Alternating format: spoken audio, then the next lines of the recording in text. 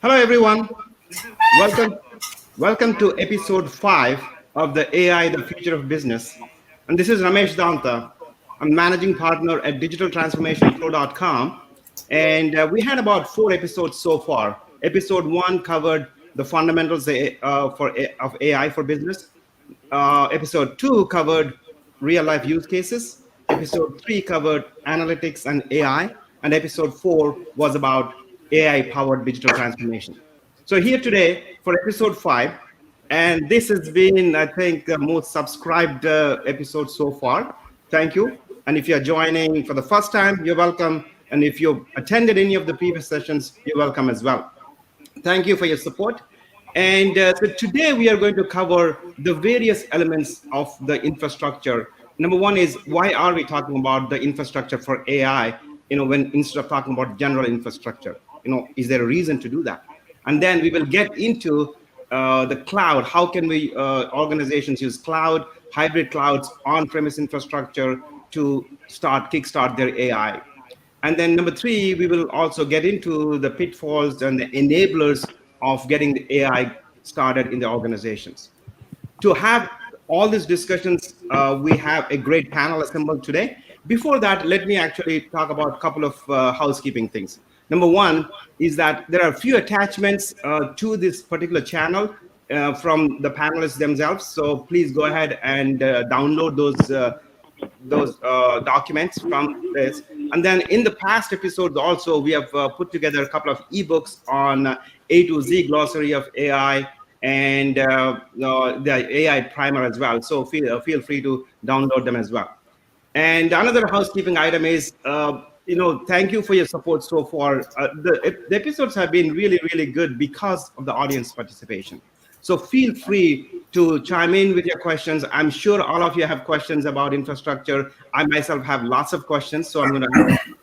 So feel free to ask the questions and make it very interactive. We would like to take this discussion as you want it. All right. And then last housekeeping item is the next episode.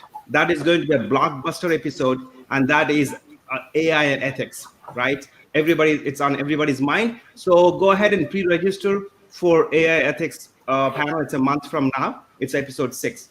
With that, let me now introduce the panelists that we assembled here. So Dan Power. Dan is the Director of Business Development for Artificial Intelligence at Samsung SDS America. And then we have Jeremy Farray. If you attended the previous sessions, you probably are familiar with Jeremy. He's the Vice President of Analytics and Artificial Intelligence at InMind Technologies. So welcome, Dan, and welcome, Jeremy. Thank you. Thank you. All right, so Dan, let me start with you. Your introduction, please. What do you do at Samsung SDS America with respect to AI? Great. So I'm the Director of Business Development for the AI team, and we have been working on some technology over the last few years that's actually used inside of other Samsung businesses, legal entities, for artificial intelligence, machine learning, and deep learning. And so we're taking that technology and we're actually commercializing it to bring it to market starting in the Americas. So Dan, I'm sorry, I said Dan Powers. It's Dan Waters. I apologize for the introduction there. No problem. Jeremy, your role at InMind Technologies, please. Absolutely. I'm Vice President for the division of Advanced Analytics and AI. It also deals with problems of infrastructure, and that's the reason why we renamed it a few weeks back to call it Infrastructure, Data Intelligence, and Artificial Intelligence. So I think the subject today is very relevant to our constant progress and evolution. It's never a job finished. I've been working for 2 decades and a half. I don't like to remember that, but that's true in the domains of advanced analytics, AI, complex system, and high performance computing. And recently, we've been very active in edge AI and fog AI application, more edge because it's an uptrend. And we are proposing to the market an integrated solution called Mind in a Box for advanced analytics and AI in partnership with NVIDIA and other partners. So great, Jeremy. I would like to take the credit for adding infrastructure to your title because now you're added to the panel. So let me take that credit for that one. Absolutely. Okay. We'll All right. discuss revenue shares after the panel. Okay, definitely. Let's do that.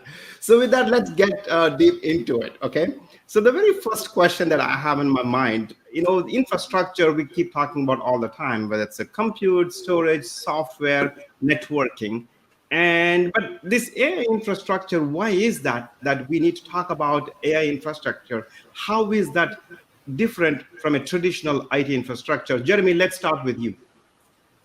Well, I think that AI first was an environment that was for a very long time a closed subject with proprietary infrastructure, with black box approaches for a very long time. It was a product, and it was a closed product carried by very large entities. And it wasn't what we know today, where it's very much democratized. Some open source solutions are available to the public at large. Available to everybody, and that raises the question: once you have a technology that comes to a degree of maturity, with also massive data and big data that are enablers to bring the AI applications forward, then infrastructure becomes something that is at the same time a convenience, because it is at the stage where it can be rationalized, where differentiators can be introduced, but at the same time it becomes a key element to bring the AI forward. And so I will not talk to cloud evolutions. I could, but I have a much more respected panelist in front of me that is going to be able to talk to you about the wonderful evolutions of cloud AI, but a trend that we see coming in complement to the wonderful evolutions of cloud is everything that happens at the fringe of the cloud. And for the last 3 to 4 years, we've seen a lot of things that are qualifying AI infrastructure as specific infrastructure with specific capabilities, with specific topologies. Edge AI is a word that people are hearing more and more, and that's definitely a notion that relies on infrastructure choices and infrastructure capabilities. So, Dan, what is your perspective? I know you come from a software background, but doesn't mean that you don't take into consideration all the elements of infrastructure. Should we be talking about AI infrastructure different from a traditional infrastructure? So thank you. So my perspective is focused on the software, and we take as an underlying element the infrastructure as a service and more of a serverless type experience. And so we build upon that, and ultimately the goal that we have is to improve the quality of life for AI teams, in particular the professional data scientists and machine learning engineers and deep learning scientists as well. And so what we do is we like to, whenever we encounter a problem that's difficult and complex, we like to automate. And so that's really what we try to do. And we like to go where the data is. So, for example, if the customer's data is in the cloud, that's where we want to train a model. If it's in their data center for privacy and proprietary reasons, or just the cost of moving the data, we train there, and we can deploy at the edge. So that's where the use cases are, either in the on-prem, the cloud, or the edge. But training for us is either in the data center or in the cloud. So, like I said, we try to automate where we can. And so we take all of the complexity from, data, managing the data throughput to workers, whether it's a CPU or a GPU, processing or trying to, train or learn the data, try and model the data, if you will. We're actually trying to automate all of those elements. So any of the, the NVIDIA, great hardware from NVIDIA, leveraging things from, ONTAP and Triton, solutions from NetApp, for example, leveraging that and then building from there in terms of automating all of the, the Kubernetes, Helm configurations, all of the feature engineering, for example, model selection, training the model, evaluating the model, and then actually cross-compiling the model to run on edge devices and edge hardware. So those are the things that we try to focus on from a software infrastructure perspective. So actually, so I want to dig a little bit more into that, Dan, if I could. See, because many times when we talk about infrastructure, the dominant topics are network, storage, and hardware, right? And software, for lack of better words, is second child or not a stepchild maybe, right? So given that, if you could add a little bit more clarity as to what software are you talking about? There is an orchestration layer, right? We know, right? If you look at the training and then the actual the scoring of the models, right? What kinds of a software are you talking about? So for us, it starts with a Jupyter notebook, for example, or it could be a PyCharm IDE, or some of our customers like to use a command line. So it starts from there, wherever that single interface is that customers actually use. We're actually taking that and providing all of the orchestration from a scheduler perspective. In the GPUs, I should say, the large batch scheduling from Kubernetes containers, for example, so that we can leverage provide portability for taking models that you might have trained on your desktop and being able to move them to a data center or to a large GPU cluster in the cloud without having to change any of your code. And using basically everything that we're doing is based on Python. So those are some of the underlying layers, and then everything else that we do, we've taken some open source components, for example, like Uber's Horovod for ring all reduce. So that's an open source software element that we've implemented. And there are many other, I should say, practitioners in the industry that have taken that and implemented it. But there's a difference between just implementing that and then automating and doing all of the knitting in between all of those open source components. So those are things that our team has done. Yeah, I agree with you. Actually, automating is very important. Jeremy, coming to you, I mean, you have a deep expertise in edge computing and fog computing. And with respect to tying that to AI, what are the dominant infrastructure elements that people should look at, the IT managers and organizations should look at when you bring those elements into AI infrastructure? Well, we alluded to that in the previous events, but oversimplifying a little bit, I'd say that there's three groups of things there. There's the architecture that presides over the data, and Dan alluded to that. In AI, we don't always have the choice where the data is collected. However, when we talk about the edge is a source of data as well, because you're going to have mobile collection, you're going to have multi-sensing, you're going to have a smart building, smart data. We work in those fields, and there is a new trend to have all that information being produced, that it's of different nature and has an impact on AI capabilities, because those are new sources that AI taps into and new disciplines. So in terms of infrastructure, the data ingestion, processing here is a part of the infrastructure, and that can involve the edge, that can involve the mobility, that can involve the IoT, that can involve a variety of sources. And here we're completely out of the discussion between on-prem, cloud, or edge computing capabilities or hybrid computing. That's, the data is where the real world is, and that's what we digitize, and that's what we consume. So that's the first group.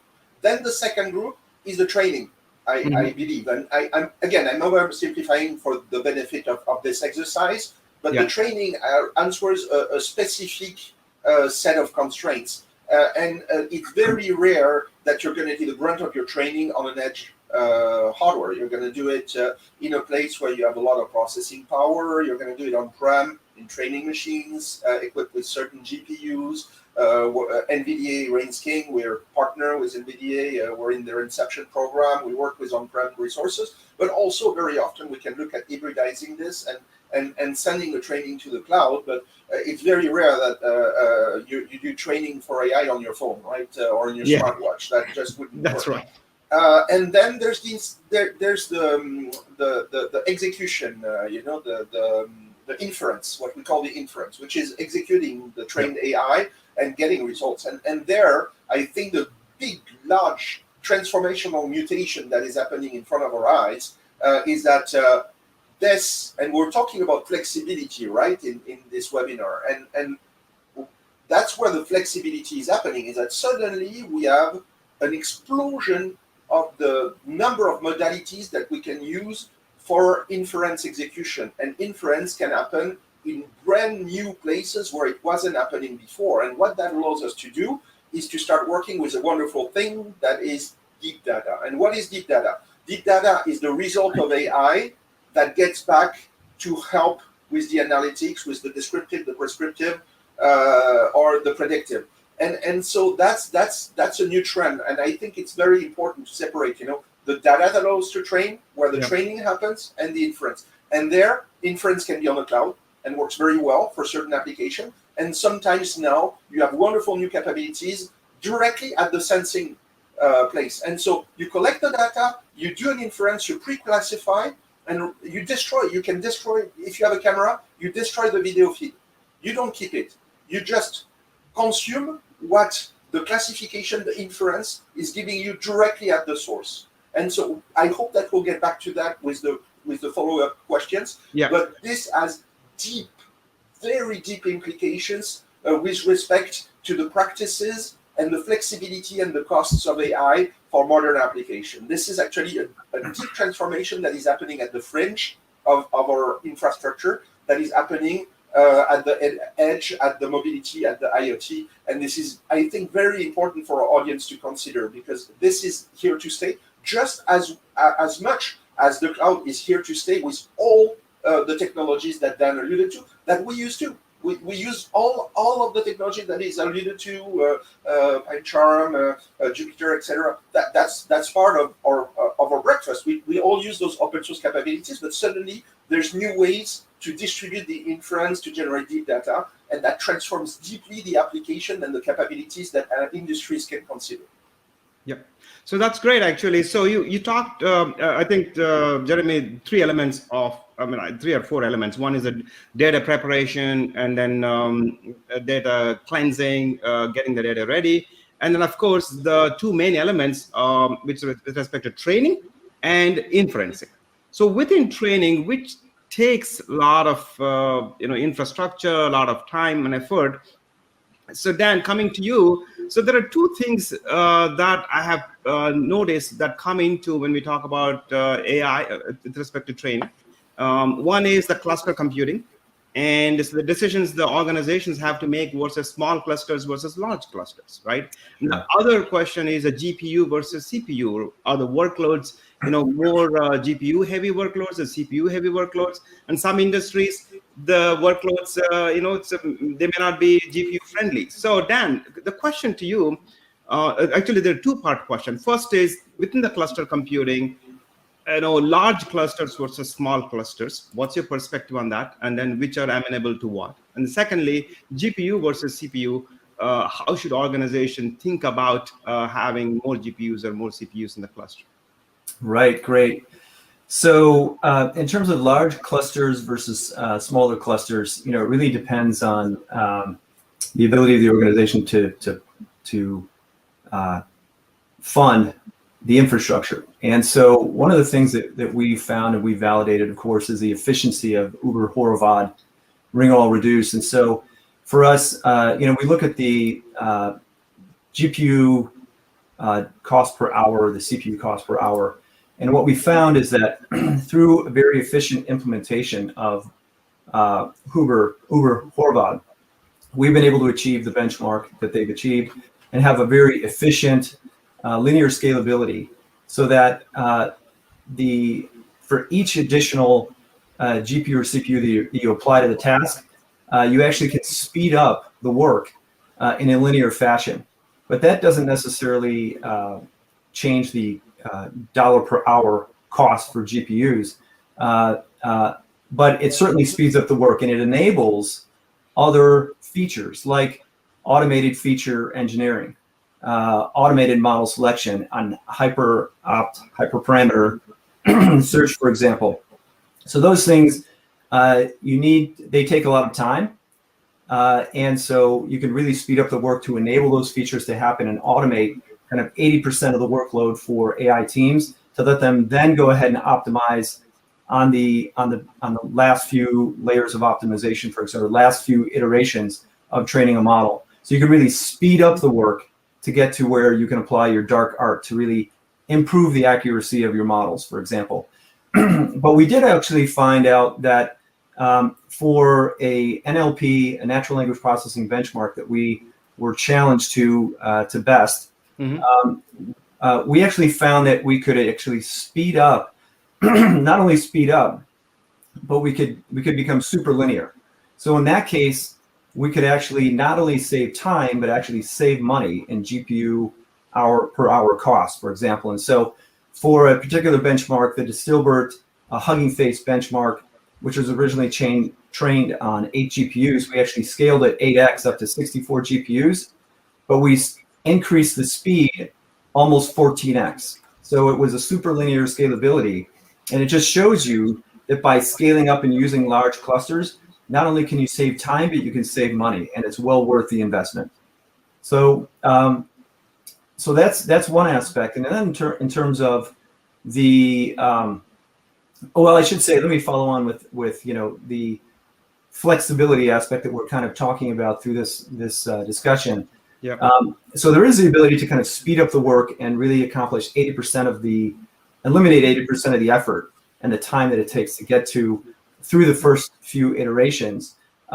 There are others in the industry that maybe not trust the timing of a large distributed cluster training, for example, and would rather pursue running smaller data sets and smaller cluster sizes, or a single GPU, or a server on their desktop, for example, to run more experiments in parallel initially to optimize their hyperparameters before they scale up to a large distributed cluster. So we support both. From a performance perspective, speeding up the work and then getting to the last few iterations to optimize the model, or optimizing the model at the beginning before you spend the money and the time to use a large distributed compute to finish off your training. And so those are the two things that we offer. Your other question about GPU versus CPU, I think we'll come to that a little later on, Dan. I think I just see one audience question here, and maybe we can switch to that. Again, with respect to training, both Dan, you and Jeremy talked about it. So the first question, by the way, so please send your questions. So and that's what makes this webinar interactive. So the first question here is, training takes a heavy workload. That's a question. Does training take heavy workload? Again, let me clarify this. The word is about heavy, right? So yes, it depends on the workload. It depends on the particular scenario, in my opinion. Jeremy, let me come to you.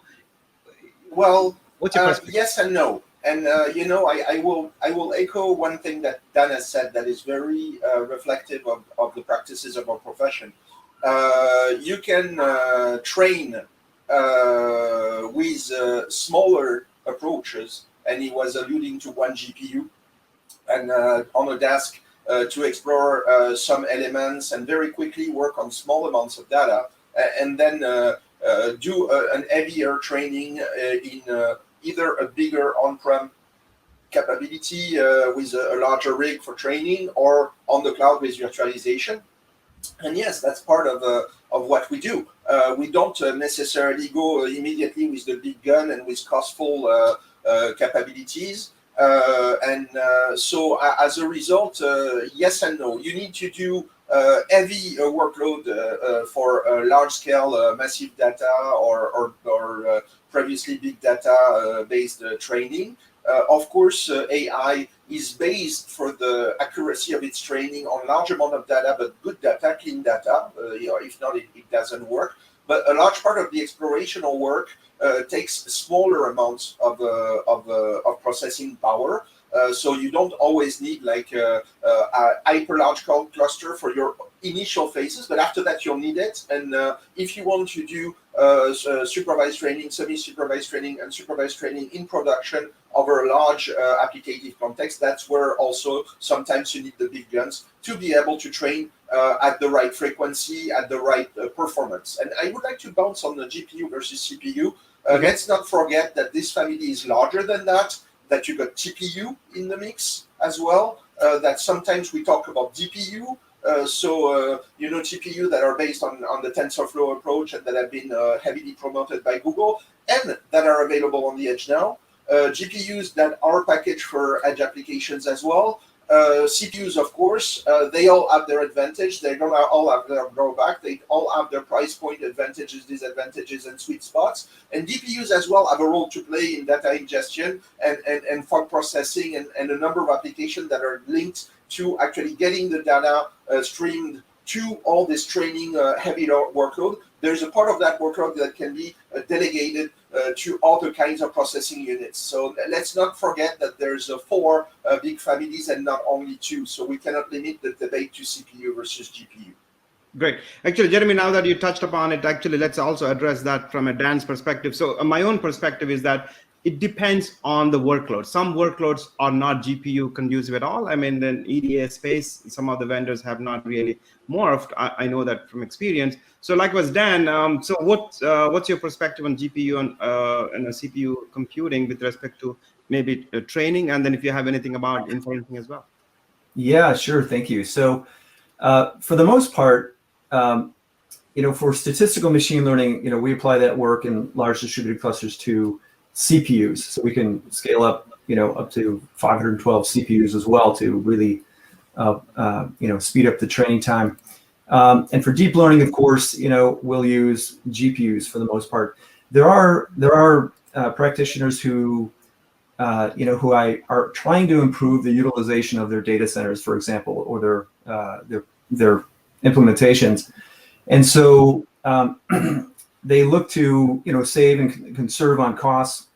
And there is a difference in cost between CPUs and GPUs, and so when they're doing deep learning training, for example, computer vision or natural language processing, they think possibly of utilizing CPUs that they have, but what they run into is they're having to move the data around.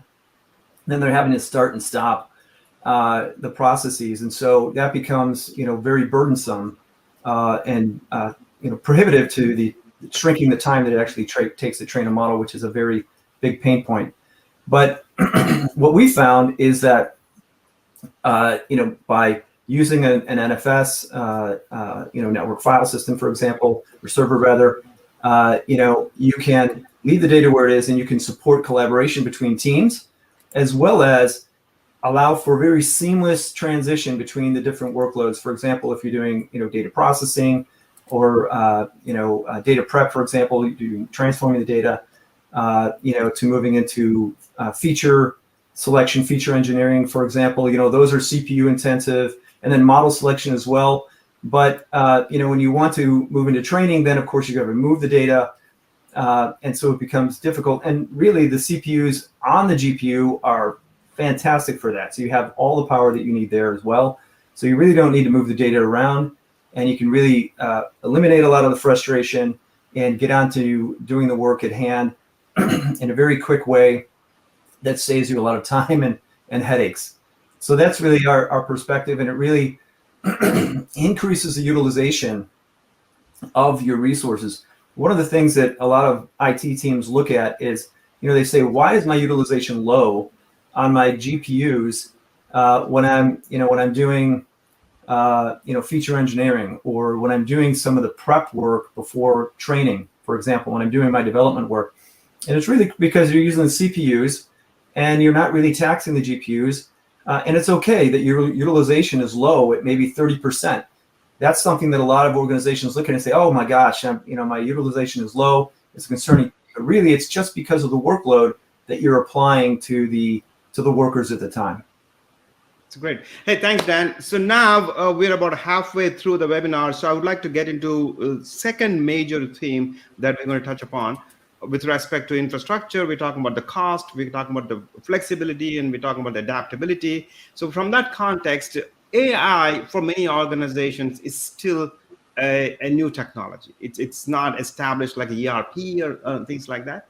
And then, so given that, the flexibility that organizations desire, they look into cloud computing, right? So Jeremy, the question about this the cloud computing, how does cloud computing play a role in enabling organizations to kickstart their AI or actually fast forward their AI deployments? I think that it's not so much cloud computing. Cloud computing is playing a very large role, but I think what is very important for organization in those emerging technologies is not to have to develop costful expertise in-house. And some CEO are shocked because when they try to hire data scientists or AI specialists, they realize that they're going to have to pay them much more than what they earn every month, right? And it's kind of a paradox, okay? Is that if you want to develop that capacity in-house, you're going to have to search for expertise that is extremely costful. It's not that widespread. It's the same time for transformational technology like blockchain, now quantum computing that is actually having an intersection. But those are very costful capabilities to develop in-house. And so it is very important, and it's true for cloud computing, but it's true for many other options that are prepackaged and turnkey solutions that are integrated solutions, is that those many companies, even large companies, don't have the means to develop an expertise in AI. That wouldn't make any sense. And so there's several aspects to it. They have to go search for advising capacity, people that can come and tell them, okay, show me your problem, show me your data, and I will tell you if it makes sense. But then they also need to industrialize it and to put it in production in their own operations, and there's not one shoe fits all. And so when they have to do that, they need the cloud, they need the on-prem solutions that are prepackaged, and we see all the large, we talk about red ocean and blue ocean, and that's why in marketing, the red ocean is occupied by large actors, the big sharks, and so small actors cannot come in. Well, the big sharks are there. No, they are there. In AI, they are there. Amazon, Microsoft. It's not only IBM anymore in the AI market, right? Everybody's there now. Google, everybody. So the big sharks are there. The Samsung is there. Sorry to compare you to a big shark. You're much bigger than me. So you're occupying the red ocean as well. All right. And so that's also a facilitator. And it's not only the cloud. It's that big actors are bringing to medium and small companies prepackaged solution that they can use on the cloud, on the hybrid, and even on the phone. And I will say that I'm also relying on many of the colleagues of Dan at Samsung Americas or otherwise, because many of our mobile architecture are Samsung hardware and devices. So thank you, Dan, representing Samsung. And also those capabilities are starting to be turnkey, because it's not so difficult anymore to run TensorFlow inferences on a phone to do pre-classification. So what companies need, I think, is ready-to-use infrastructure solutions, not to have to break their head on infrastructure problem. And the cloud is wonderful for that, but also hybrid and edge are coming to a point where you can start to do very easily those things. And those processors that are at the source of data, the multi-sensing, the cameras, etc., more and more, they have more computing capabilities than computers 20 years ago or 10 years, definitely 20 years ago, but even 10 years ago. So we have a lot of power that gets distributed on the network, and we have a lot of ready-to-use capabilities that are usable. And because there's open source libraries that everybody uses, Dan talked about Jupyter, Python, but it is starting to be pervasive, and the libraries as well. Then you end up with a play field that is very flexible, and where your developments can actually, once you've done them, you can port your inference in many, many targets. And so that's the point. I don't think that it's only cloud computing. Cloud computing is a major factor. It's there to stay. It's very useful in rationalizing and making things easier. But that democratization is not only happening in the cloud. It's happening on-prem, and it's happening at the edge. It's happening at the fog. It's much easier today to develop a complex infrastructure with ready-to-use turnkey solutions. And I think that's the transformation aspect.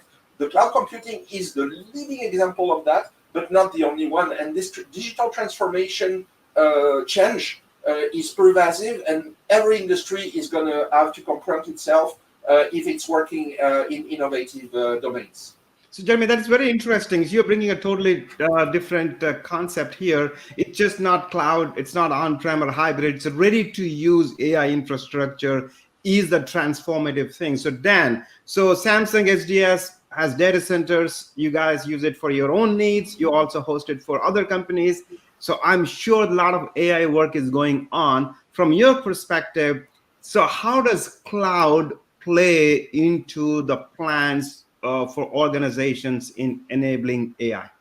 Yeah, so I think just top of mind, it's really pardon me, for a lot of organizations, it's where the latest infrastructure is. So Amazon is deploying A100s at this point, the latest GPUs from NVIDIA. And so it's an opportunity for, and to Jeremy's point earlier in the conversations, about the data sets, to train these deep learning models, the data sets are getting larger and larger and larger. And so it's important to have, more storage, local storage on the GPUs and CPUs to actually process the data. And so, it's always wise to invest in some of the, more storage locally on the workers that are doing the work, so that you don't have to move the data. Pardon me, you don't have the latency involved. And it's very important from a timing perspective when you're doing large, HPC, large distributed clusters, for example. Timing is essential. And so being able to have that local storage there is very important. It's also very important to consider the serverless type experience. So, for example, not having to manage the infrastructure and being able to ramp up, scale up GPUs very quickly. For us, for example, we automate that process, from an automated, tool set that Jeremy had mentioned. That's definitely some of what we bring to the market. And that is basically to, provision those GPUs. And from us, it's a single line of code. So we, offer, a no code or, very low code. And for us, it's just specify the number of GPUs you want to use, and we'll go ahead and install on those GPUs on your cluster, for example, automatically. So the install happens quickly. The training is extremely fast. And then we actually clean up, spin down, and put away all your resources so that, your AI team, your scientists, don't need a full team of people to deal with all of that. They don't need to bring in IT or anybody to, requisition, set up SSH and, the IP addresses, and deal with all of the Kubernetes Helm, configurations. All that's automated. And so, a lot of that applies to the data center as well. But from a cloud perspective, it's nice that, it's a serverless experience where, depending upon your workload, you can ramp up however many GPUs or CPUs you want, shut them down, and turn off the cost faucet, if you will.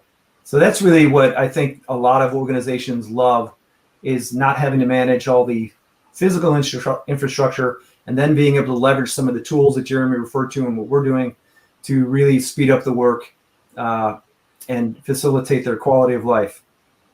So actually interesting, both of you are talking about AI infrastructure as a service to some extent. That's what I look at it. So ready to use things like that. But actually there are really good audience questions coming up now. So let's switch to some of the audience questions. Audience, please, feel free to send in your questions, and really good questions. So this question, Jeremy, for you, I believe it talks about edge.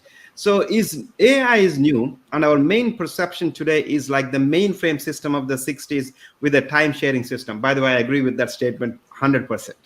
Right? So seeing our edge only as mobile and equipment of our current networks restricts us to this view. However, when we think of our edge equipment like an autonomous vehicle system, we must start thinking differently about AI infrastructure, that is embedded AI, right? Should we not start thinking about embedded AI services like our microservices in enterprise apps of today for our new AI? And Jeremy, I don't want to take your thunder. I'm in agreement with the audience on this one. So Jeremy, what's your perspective? We all agree.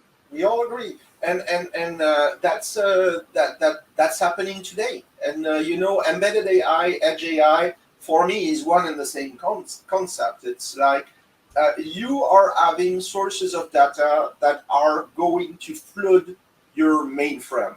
Okay. Of course, we don't have to feed it punch cards anymore. And if there's millennials here, they don't even know what I'm talking about. But at one time, you were having punch cards that you were feeding to the old system. I've never known that, but I've talked to all the guys, more experienced guys that have done programming by punching cards, and feeding them into computers, and that was nice because actually you had a choke point at the input of your system. Forget about that. Forget about that. The pipes are becoming floodgates. Okay, we're talking about 5G. We're talking about the next generation. It's like drinking the river. All right, and no matter how big the mainframe is, no matter how much you can scale it, it is not going to drink the river. It is not going to drink the river. So it's not even worth trying centralizing the consumption. The source of data is too big. You're looking at IoT. Currently, we process 3 to 5% of the IoT data. So let's look at the reality of it. We drink 3 to 5% of the river today. And this river doubles or progresses tenfold every year. So yes, we need to look at centralizing processing and centralizing training. It is key. We cannot replace it. We need it. It's an evidence, and you need to rationalize it exactly like Dan, who is an expert in that field, does it. And it is necessary. It is key. You need that. Or you need to take the same thing because Dan said it, and you need to put it on-prem. And having the 1 GPU approach or 5 GPU or 10 GPU, we use NVIDIA V100 like Amazon, as Dan said. So we deploy them right now at our customers. So this is needed.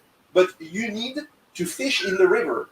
You need to fish deep data. You cannot feed the entire river to the process in order to create added value. It's just too much. And so that's how I understand the question of our audience. And I completely agree with them, is that you cannot only think in terms of mainframe.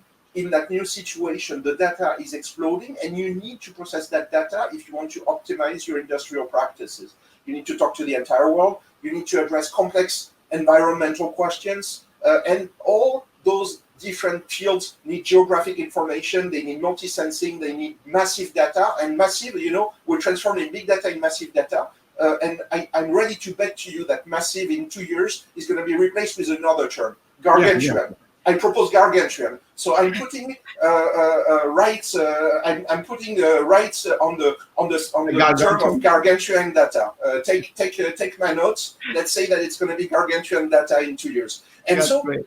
That means that you need to change not only the capacity, and it's important to change the capacity, but you need to change the paradigm. You need to change the general paradigm. So I will say yes to the question. I will say microservices in enterprise are an excellent model because that's exactly what happened in distributing the processes and shaping the services with respect to that sort of problems. And I think edge AI, I think embedded AI are exactly the same thing. That's very sibling notions, and that's what we are working on in order to drink the river. You don't drink the river. You fish your data, you transform your data, you produce deep data, you produce data deep in the river, you extract it with AI at the fringe, and then you do your central AI, and that stays there. And it is absolutely necessary to augment and multiply by 14, and that's that specialty, multiply by 14, the central capacity. But it's not enough. We need Dan. We need Dan, absolutely. We absolutely need Dan, but we need people at the fringe to transform the river into something that can be consumed. So couldn't be more in agreement. Yeah, so I think, Jeremy, your passion definitely shows for this particular approach. And then also, I think you also showed us that you come from Riviera background with the river and ocean analogy there. So I love it. So next question, Dan, to you. Do you prefer to use, this is again audience question, right? So do you prefer to use GPUs for everything like feature engineering and model selection and training, etc., with higher costs, but without moving the data around, or move the data to use less GPUs and save costs? This is an excellent, insightful question.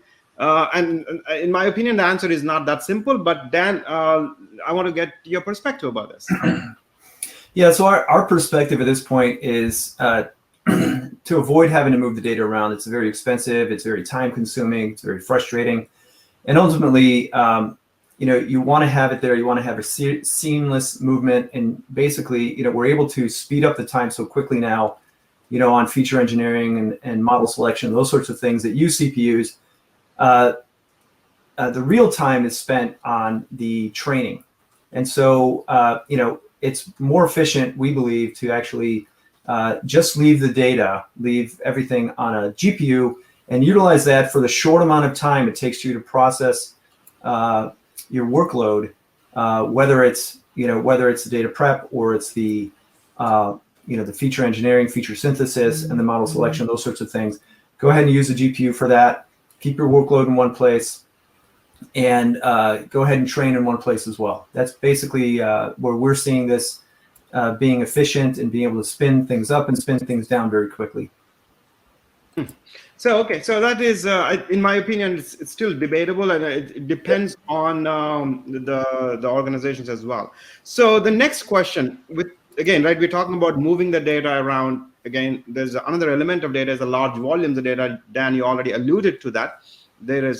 When we talk about data, of course, there's a privacy aspect of it. There's a security aspect of it, and then protecting the data. I mean, one of the consulting engagements I could think of where the organization was doing an AI project, and to move even a proof of concept data to the cloud, they had to get the CEO's permission, given the security aspect of it, to get the CEO's protection to move the data to cloud. So, Jeremy, your question. The question to you. So, is given that data is integral to all these projects, and then the security and privacy aspects of data are paramount to organizations, how do you manage this? What aspects should be considered in AI projects about data protection and data security? With great difficulties. And I would say that I will insist that Dan contributes to the answer, because everybody needs to work on this. It's not one person's job. It's everybody's person's job, including the user, and tossing that pesky post-it booklet that should never be on the desk for passwords or things like that, and the way to use the phone. And the way to use the email, cybersecurity is never one person's job. Cybersecurity and data protection is everybody's person's job. Because if you use a monitor, then you can take a picture of the monitor, and then you can tweet, and then suddenly you have a leak on your hands. So the cloud has excellent answers to data protection, because for one, and I will not answer instead of Dan, but it delegates the problem of cybersecurity, right? Physical containment is addressed to the cloud, etc.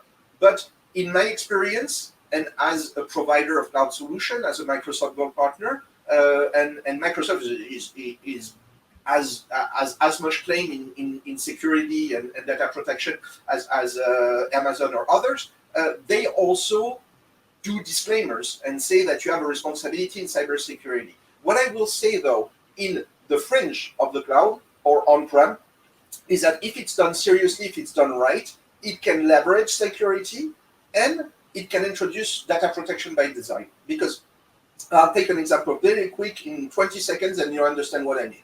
You have a camera. Yeah. You have two solutions. You take that stream, you send it to the cloud.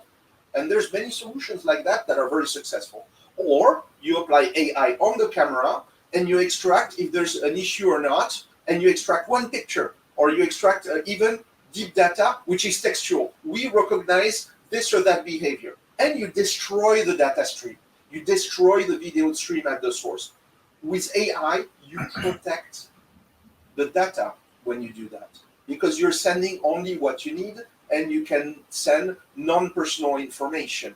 And that's a tremendous opportunity for securization at the fringe, on the edge, on the mobile, or on the browser. When you do a part of the classification upstream, then you prevent personal information from getting into repositories that you have then to protect. And to protect it, you need to protect the humans as well and the human behavior. Yeah, I agree with that. I think as much as where is the source of the data, you try to protect there itself, it solves some of the problem. So Dan, I don't want to say legacy, but lots of projects rely on data that is collected within the organizations from an on-prem perspective. So I mean, how are you guys dealing, and what are your customers telling about dealing with the data protection security in AI projects? Sure. So, there's many customers that, their data is proprietary, and essential, to their business. It's their core competency, just having and owning that data. And that's really the most difficult. That's what everyone's after, to be able to train models, is the data itself. And so they protect it. And we enable customers to run, on-prem, in the cloud, or, on edge devices, as Jeremy was mentioning. I guess, from a security perspective, we of course have solutions, Samsung does, in blockchain, and being able to protect the content. But for the most part, we support customers whether they want to run in whatever environment where the data is and where they need to keep it safe and secure.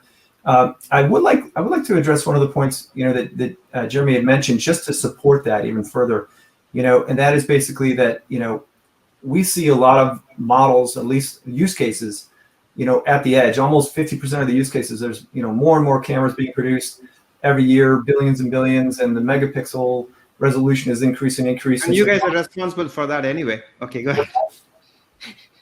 Samsung is responsible for a more higher resolution kind of stuff. Exactly. Yeah. So I take responsibility for that. Thank you. Keep going. Yeah. And and in my previous experience, I was also head of marketing biz dev for Xnord.ai, which was acquired by Apple, and we really focused on the embedded perspective there. And as Jeremy, I just want to echo exactly what Jeremy had said there. The beauty of having a solution that doesn't rely on processing in the cloud is that you protect people's personally identifiable information, and that's essential. And being able to run on the edge without connectivity concerns, bandwidth concerns, latency concerns, we have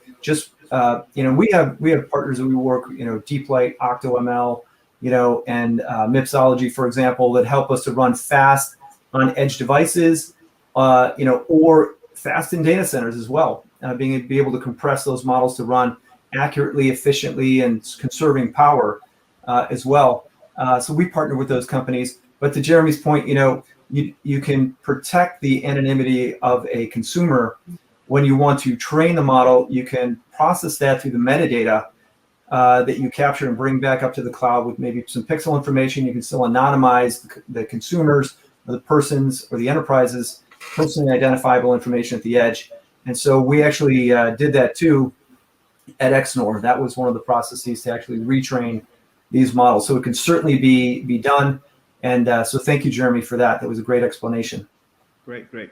So we have less than 10 minutes here, so probably room for 2 more questions, and we'll take one audience question and one concluding question. So, but before that, here is an appeal to the audience. Thank you for staying with us, and thank you for staying with us for all the last 4 episodes and the 5th episode, right? So this channel has grown to 2,000 plus subscribers with your support. So the appeal to you, please take about 30 seconds or 1 minute at the end of this webinar to give us feedback, right? So your feedback is the one that helped us, fine tune the topics, and then what topics do you want to see, and how has the session been? So please take literally 1 minute to give any feedback, and all your feedback is valuable. So please do take that time. So with that appeal, let me state this audience question here. So today, Edge is more focused for inference. And will we ever get to a situation where we will be training deep learning models on the edge? So Jeremy, I was thinking about this myself, and I'm glad somebody from the audience asked this question. Well, I hope so. I hope so, because once we get to this point, it's going to be, I think, a floodgate of new applications. because basically what we'll do, and it's going to be also very complicated to manage, and there's going to be, I think that you have an event on ethics, which is something that fascinates me as well, through the standards and the regulations and all that, and I think I made that point in the first panel that you invited me to with respect to ethics. So I will ask you revenue shares on that as well. And so this point is absolutely paramount. I don't remember what Batman for Christopher Nolan episodes is where they do use every people's cell phone as a source of information for Lucius Fox and Batman. And they say that the system is so dangerous that Lucius Fox presents his resignment letter, and Batman answers that he will entrust him to use the system and then destroy the system. This is the problem with training at the endpoint on edge, is that at one point, this is such a powerful proposition that you're going to need a little bit of control and a lot of regulation with respect to what you do at the edge. Because if you start to have training and inferences in embedded system, you're going to have decision capabilities, predictive and prescriptive capabilities, directly in the street, around your wrist, etc. What do you do with that? Because by definition, if it's on the edge, there is no supervision. You understand my problem with the paradigm. If it's on the edge, there is no supervision. It happens on your wrist, and it's an AI that gives you back service or calls an emergency system because your heart is showing different pulsations, and all sorts of it. Your imagine can you run wild?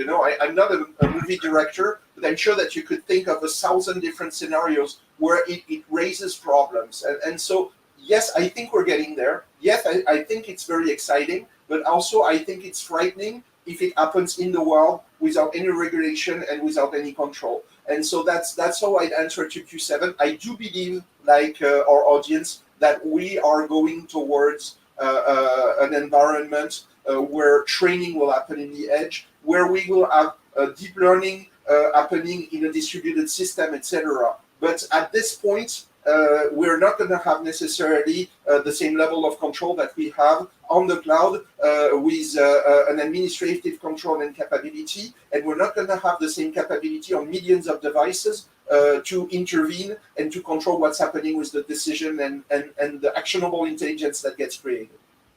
Yeah, sure. So Dan, I think if you have a response to that question, and also take time to conclude your thoughts as well. So because now in the last few minutes, and afterwards, Jeremy, you'll get an opportunity to conclude the thought, and then we'll conclude the series here. Dan, over to you.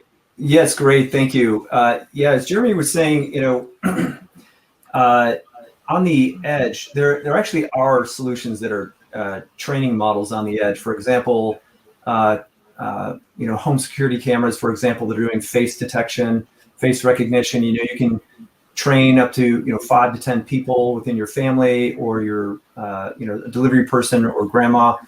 And so that's actually happening on the edge. And what the human is actually there doing in the loop is verifying whether or not that is the correct label. For example, yes, this is Dan, or this is Jeremy, or Ramesh. And so that's actually happening on the edge today. Yes. And that's just one example of AI actually training on the edge. Mm-hmm. Yep. So, Dan, so why don't you bring us home your concluding thoughts on the AI infrastructure?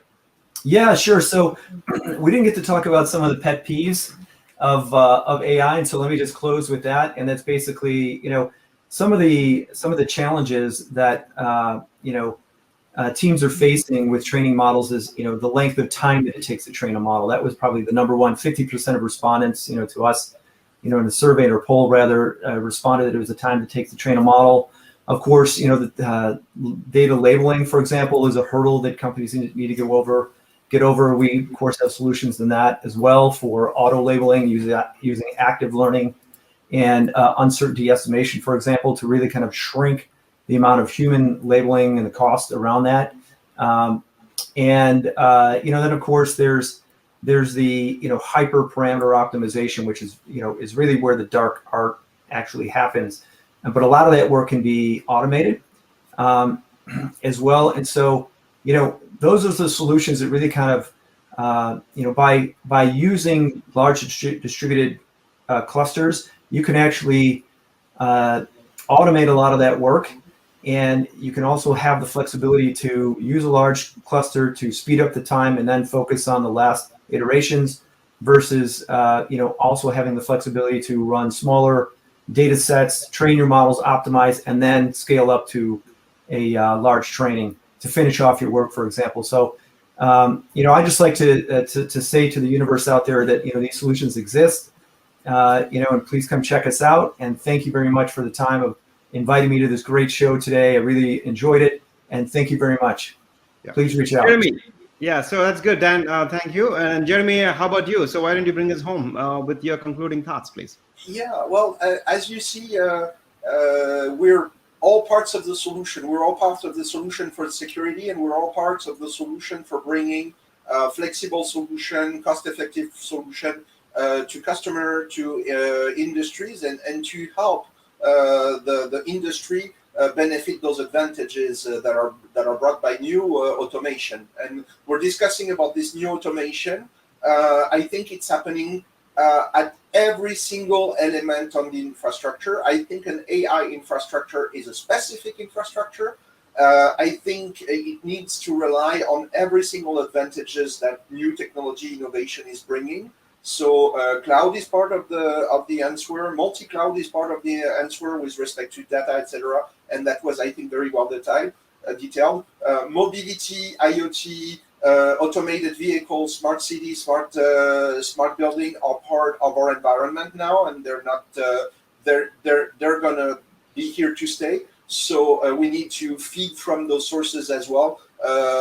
Fog before and now edge are part of the solution and of those infrastructure. And I think that businesses right now, they are avid to see more flexibility, more cost effectiveness. As AI matures, it's going to come more and more into the practices. Yeah. And yes, we're at the edge of the map. It's still emerging technologies. So at the edge of the map, in the old map from the 17th century, you had here be dragons. Well, there's still here be dragons, but Dan's expertise, my team's expertise, other expertise are here to support the industry. They cannot develop, and I think that's my message, it is impossible for every industry to develop automation capabilities, so they need us. They need Dan, they need in mind, they need all those elements. And integrated solutions such as the cloud, such as our product Mind in a Box for on-premises solution, fog, edge development,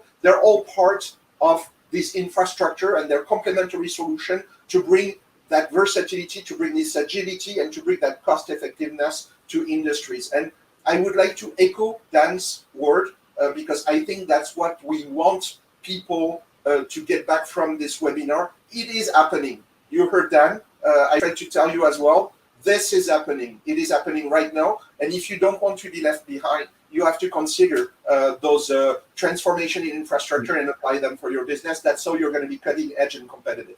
Yeah, thanks, Dan, and thanks, Jeremy. So we are going to close it now. Please, audience, please give us your feedback and then register for the next session, episode 6. Thank you very much. Thank you, all of you. Thank you.